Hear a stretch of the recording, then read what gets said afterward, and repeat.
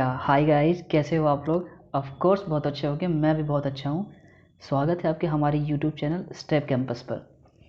देखिए, आज का जो टॉपिक है वो आईटी रिलेटेड इन्फॉर्मेशन रहेगा और आज का वीडियो जो है वो बहुत ही ज़्यादा इंपॉर्टेंट भी रहेगा, इसलिए क्योंकि बहुत सारे फ्रेशर्स हैं जिनके माइंड में ये चलता रहता है कि हमें एज अ फ्रेशर कौन सी कंपनी को ज्वाइन करना चाहिए।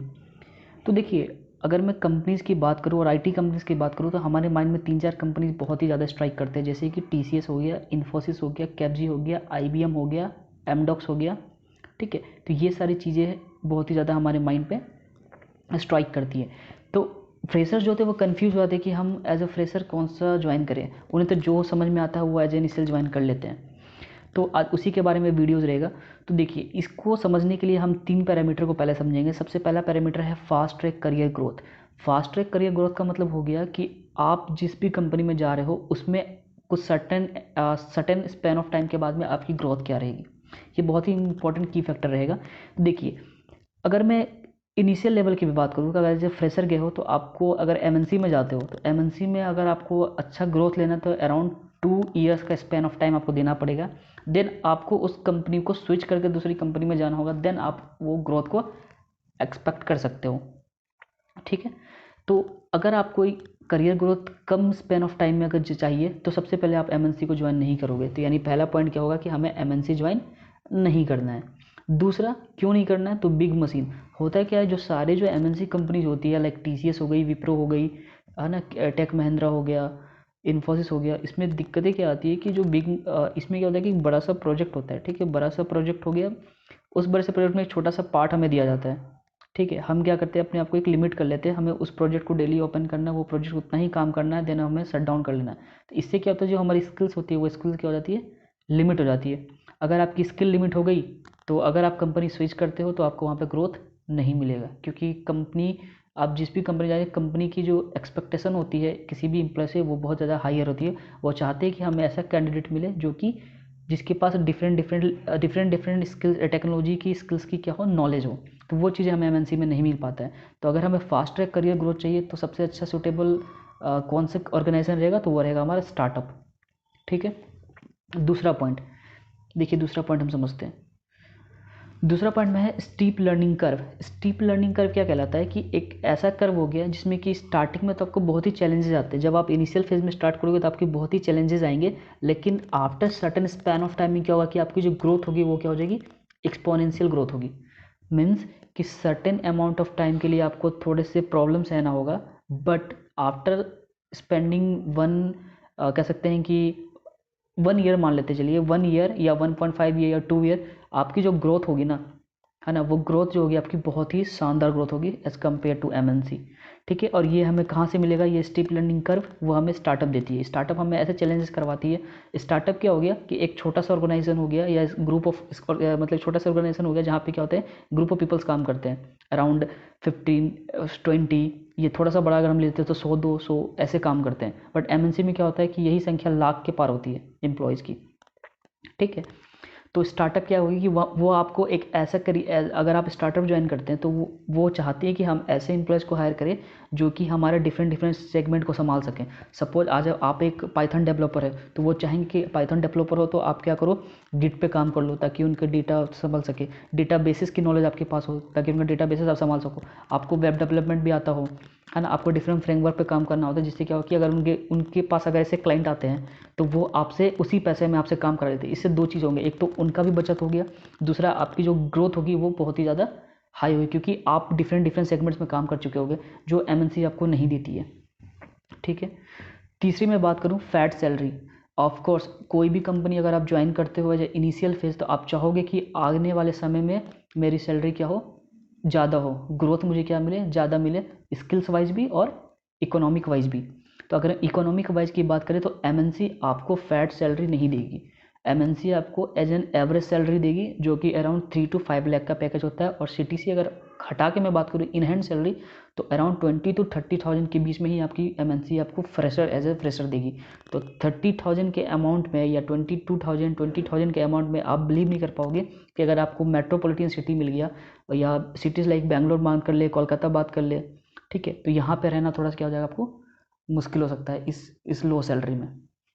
ठीक है, तो ये था आपका फैट सैलरी के बारे में। अब चलिए हम कुछ कंपनीज डिसाइड करते हैं, कंपनी को देखते हैं कि अगर हमें ये कंपनी की अपॉर्चुनिटी मिलती है तो इनमें से हम कौन सी कंपनी को एज अ करियर चूज़ कर सकते हैं। ठीक है, तो अब देखिए यहाँ पे हम बात करते हैं सबसे पहले टाटा कंसल्टेंसी सर्विसेज का। सपोज मान लीजिए कि आप एज अ फ्रेशर हो, है ना, आपकी कंपनी, आपके कॉलेज में कंपनी आई है, टीसीएस आई हो, या कह सकते हैं, खैर टीसीएस तो अभी पैन इंडिया हायरिंग करती है, वो टीसीएस एनक्यूटी, अब तो वो कॉलेज जाती नहीं है, वो बड़े बड़े आईआईटी वगैरह में ही जाती है।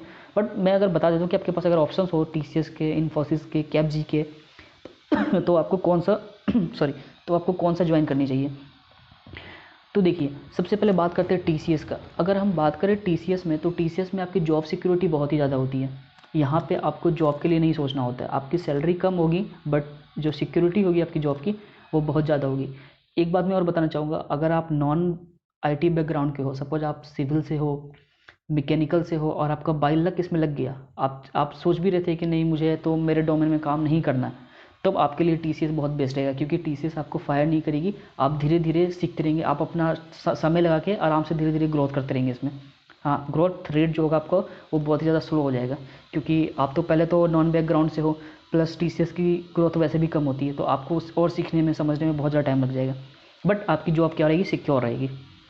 ठीक है, और इसमें मैंने बताया कि हर एमएनसी में क्या होता है कि एक छोटे से प्रोजेक्ट में बहुत सारे मेंबर्स काम कर रहे होते हैं, तो आपको क्या होता है कि बड़े से प्रोजेक्ट का एक छोटा सा पार्ट बना के रख दिया जाता है, यानी कि एक बड़ी से बिग मशीन में, मतलब बिग कंपनी का एक छोटे सा मशीन बन के आप रह जाओगे।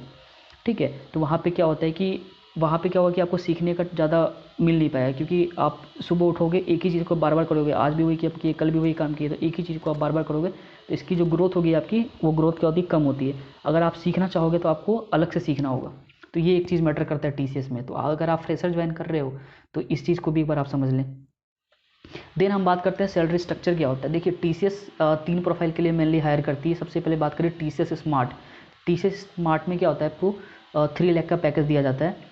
ठीक है, इन हैंड में बात करूँ तो 17,000 के आसपास में आपको इन हैंड मिलेगा टीसीएस स्मार्ट में। देन आता है TCS Ninja. TCS Ninja profile में वो सॉफ्टवेयर डेवलपर के रोल के लिए लेते हैं। ठीक है, इसमें आपकी जो सैलरी होती है वो सैलरी आपको मिलेगी 3 टू लेके 3.36, यानी 3 लाख टू 3.6 लाख तक की पैकेज मिल सकती है। और इन हैंड में बात करूँ तो 20 टू 22,000 आपको इन हैंड मिलेगी। ठीक है, तीसरा आता है टीसीएस डिजिटल। टीसीएस डिजिटल अगर आप निंजा प्रोफाइल को भी क्लियर कर लेते हो तो उसमें आपका एग्जाम होता है टीसीएस डिजिटल का। टीसीएस डिजिटल में आपको पैकेज जो मिलता है वो अराउंड 6 टू 7 लाख का पैकेज मिलता है, जो कि काफ़ी बढ़िया सैलरी है। यहाँ से अगर आप स्टार्ट करते हो तो ये आपके लिए एक थोड़ा बढ़िया हो सकता है, टाटा कंसल्टिंग सर्विसेज। ठीक है, अब हम बात करते हैं दूसरी कंपनी जो कि हमारी है इन्फोसिस। इन्फोसिस की मैं बात करूँ तो इन्फोसिस भी एक एमएनसी कंपनी है, और इसका जो इन्वायरमेंट है वो सेम टू सेम टीसीएस जैसा ही है। इसमें भी आपकी जो स्किल्स लिमिट होती है वो कम होती है, इसमें थोड़ा सा आपको टाइम लगता है ग्रोथ करने में। ठीक है, इसमें भी इन्फोसिस भी 2 प्रोफाइल के लिए आपको हायर करती है। एज अ फ्रेशर में बात करूँ तो आपकी सैलरी जो होगी वो बिल्कुल टीसीएस के जैसा होती है, 1-2 हज़ार रुपये का इन हैंड में अंतर आता है, बाकी सेम ही होते हैं। ठीक है, दूसरी बात क्या होती है कि जैसे वहाँ पे टीसीएस डिजिटल था, यहाँ पे इन्फोसिस का पावर प्रोग्रामर का पोस्ट आता है। पावर प्रोग्रामर में क्या है कि अगर आप पावर प्रोग्रामर के लिए सेलेक्ट होते हो तो आपकी जो पैकेज होगी वो 6 टू 7 लाख होगी, जो कि टीसीएस के जैसा था। तो ये एक बढ़िया अपॉर्चुनिटी आपको इन्फोसिस में भी मिलता है जो टीसीएस में मिल रहा था। ठीक है, एवरेज सैलरी की मैंने आपसे बात कर ली, अराउंड 3.7 लाख 3.5 लाख का पैकेज मिलता है। ठीक है, जो कि अगर मैं इन हैंड की बात करूँ तो वही 20 टू 22,000 के आसपास में आपकी इन हैंड सैलरी बनती है।